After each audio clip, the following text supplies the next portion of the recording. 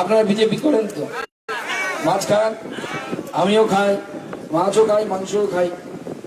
আর অভিষেক ব্যানার্জি বলেছিল যে যখন বিজেপির রথ নাকি যাবে রাস্তা দিয়ে, তখন তৃণমূলের যারা লোক আছে তারা নাকি রাস্তার পাশে দাঁড়িয়ে মাছ মাংস ছুড়ে দেবে।